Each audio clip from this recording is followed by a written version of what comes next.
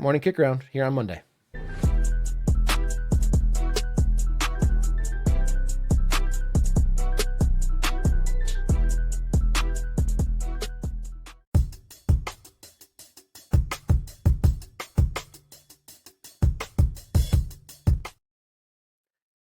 San Diego FC had their home debut over the weekend, and Commissioner Don Garber was asked the inevitable question, does MLS expansion continue or stop right here? And unsurprisingly, the Soccer Don did not rule it out.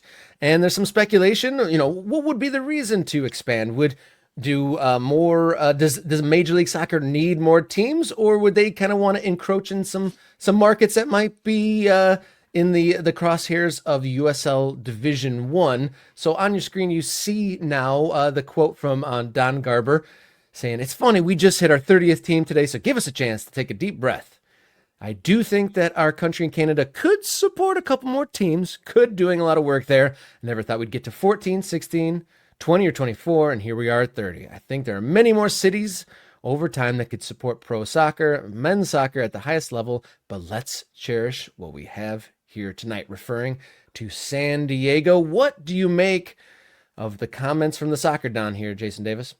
It takes on a different context because of the USL announcement about their intent to launch a first division, right? Because Major League Soccer gets to 30, which is a lot, right? So let's take that information. It's a lot of teams. It's by far the biggest first division in world football, right? Everybody kind of locks in on 20 is about as big as any first division should be, partly because single table and playing a balanced schedule and all those things.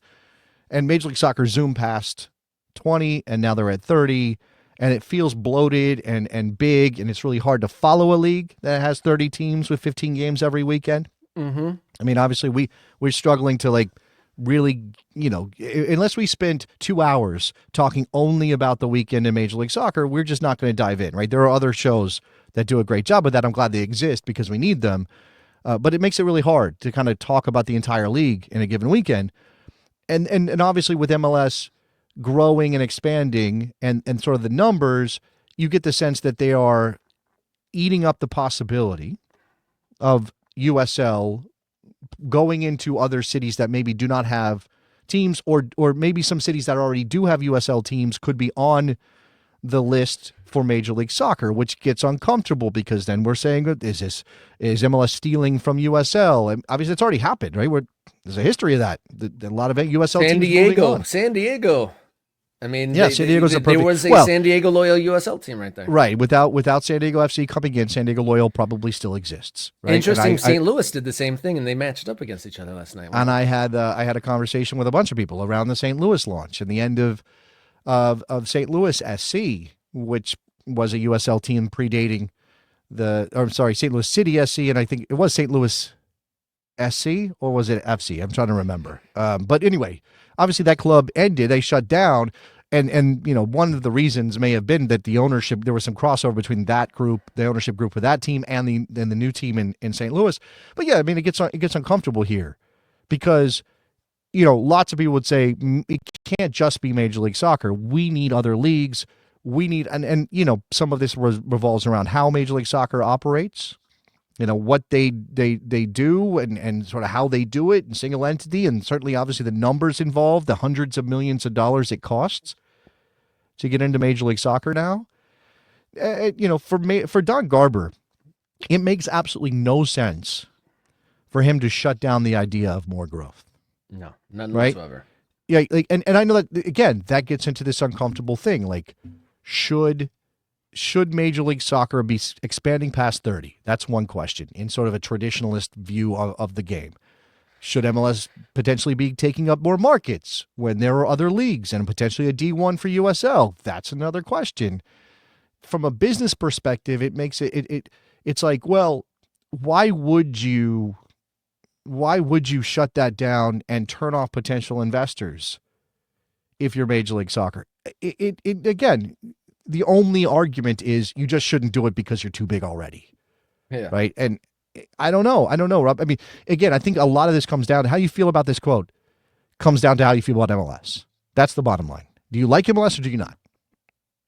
I mean, me personally, I mean, I go back and forth. I mean, in some certain metrics, they seem like they're doing a great job, but when you talk to people on the ground and maybe people that aren't specifically supporters of specific teams and cities, I wouldn't say that the overall, general impression is amazing at all. And then, maybe what is the eventual goal here? They get to 40 and they split into East and West of two different leagues of 20.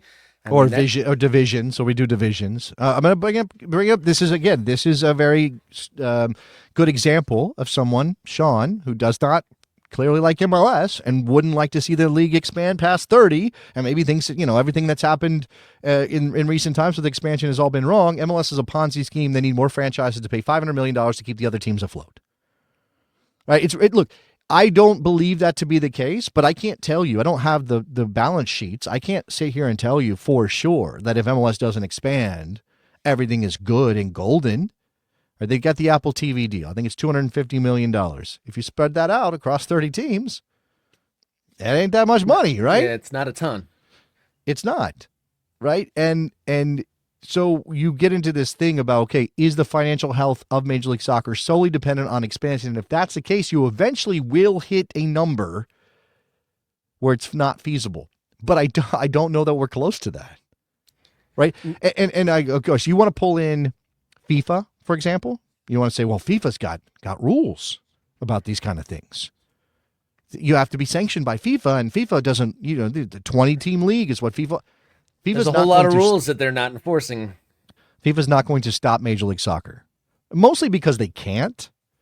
When I say like they're first of all, if you want FIFA to be the end all be all, like the rule maker is a little questionable to me, just because of who FIFA is and how they act. So again, giving them this sort of the moral decision maker here is FIFA is a weird place to start. But if you do that and say, well, FIFA's got rules and everybody's supposed to follow the rules, but FIFA's not applying the rules to America, right? They're not, because they can't.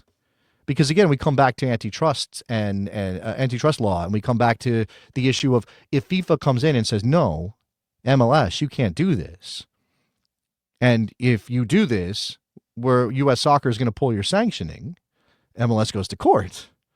And they say, wait a second, you're restraining our ability to operate within the market, right? This is arbitrary. This is collusion on your part. If FIFA, what rights do you have in the American market to tell us what to do? This is why U.S. Soccer can only go so far with how heavy-handed they are with directing leagues to do X, Y, and Z. Now, obviously, they've tried with PLS, and again, those guidelines are meant to do a couple of different things. Some of it is protecting MLS, I would imagine. Some of it is making sure that clubs don't come and go, which they're still doing. So I don't know if it's even working, right? We talked about this with Peter Will on this show. So, I mean, it's not a surprise at all. It's not a surprise at all. But at some point, after having witnessed so much expansion and so much growth and being at 30 and all this, it's a little exhausting to ponder the next round of MLS expansion. Am I wrong? No, you're not wrong there at all. And Mike in the chat brought something up that comes to mind of 500 million. Why would you ever say we're closed for business if there are people still out there willing to pay $500 million for a soccer team? And that brings me back to a point. I had a conversation a couple years back about a different league with one of the DCFC owners, like how far ahead we as a club would be if we didn't have to, sort out league related things. And imagine, let's use San Diego SC or FC for a moment. Imagine how much investment and how much resources would be in the club itself had they paid, say, only $250 million to get in the league. That's another $250 million they could put in their club. I mean, just imagine how far advanced these clubs would be if they didn't have such a fee up front. Okay, I suppose, but I don't. That money doesn't exist unless it's in this situation, right? So okay. Again, this all comes back to whether or not MLS is a disaster for American soccer, and whether that's your opinion. Because if you're of the opinion that MLS is the wrong way for soccer to grow, that's fine. But we went through years and years and years, and no other league stepped into that breach and did the thing that MLS has done. Right? So I don't know. Does the success justify the ends of Major League Soccer justify the means of how they've operated? That's a legitimate question. But I don't think you can wish MLS out of existence and imagine it being better in a scenario where clubs can do what you're suggesting, right? Which is just sort of start. We didn't have an open system into which clubs could start and grow and get us to this point. It required, in a very American way, somebody coming up with a business plan. Somebody going and registering in Delaware, an LLC called Major League Soccer, and then saying, you know what we're going to do? We're going to give certain cities clubs, and we're going to find a bunch of investors, and we're going to all be in this together, and we're going to pot our money, and this is how it's going to work. And again, if you don't like that structure, I understand. But it wasn't happening in any other way. And I don't know, you want to go back and relitigate the choice of Major League Soccer by U.S. Soccer when the plan was coming together around the 94 World Cup and FIFA was requiring a national first division league to be formed? We can do that. I think there were a couple of different plans that maybe were a little bit different than what MLS put together. The question is whether they would have survived. We can't prove that they would have. We can't prove that a different approach to growing an American soccer league would have survived because 10 years before, a league had shut down that had attempted their own way. Now, there are lots of problems with the way NASL operated, but they tried, right? And 10 years before that, when we told the story of some of those leagues on this show last week, the NPSL, the original NPSL, USA Soccer, or whatever it was called. I mean, how many times have we done that? Major League Soccer has now lasted 30 years. 30 teams is a lot, right? I sort of have a natural distaste for the size of the league as a soccer fan. But again, you can't wish MLS out of existence and say, well, it would have been better if this had happened, because that's all would haves and could haves at this point. Somebody's saying in here, Richard, the next expansion team will cost $700 million. There is a question of whether or not this is about USL. I don't think this is about USL. I don't think MLS is thinking, oh, you know what we got to do? We got to get ahead of the USL First Division. I don't think that's this at all.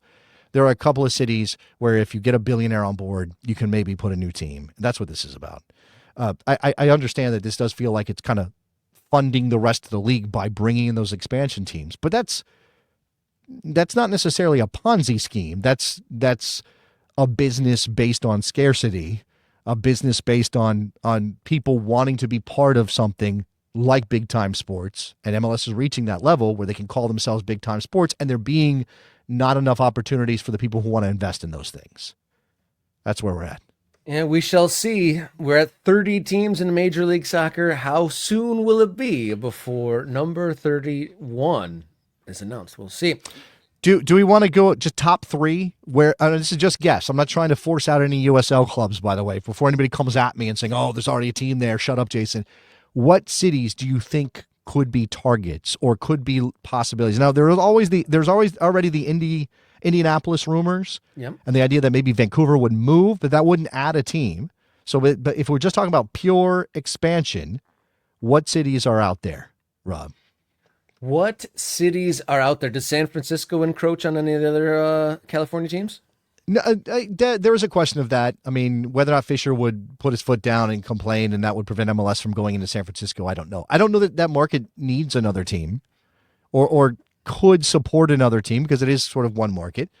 I do think so. In the chat, we've got, well, first Richard says with the Caps for sale, probably move to Phoenix or Vegas. Again, there's Indianapolis out there as a possibility, rumor wise. I'm not saying it's happening. Phoenix, Vegas are definitely cities that people are going to bring up. Mike Thomas, Phoenix, Detroit, Tampa. So Phoenix is the biggest city that does not currently have an MLS team, I believe. Tampa is also another big market that does not have an MLS team. I know they both have USL teams. Again, championship sides that are fairly successful. And then Detroit, which we've talked about. And man, people really get up in their feelings around the idea of MLS going to Detroit, especially those DCFC fans. And I get it. It would be gross to see that happen.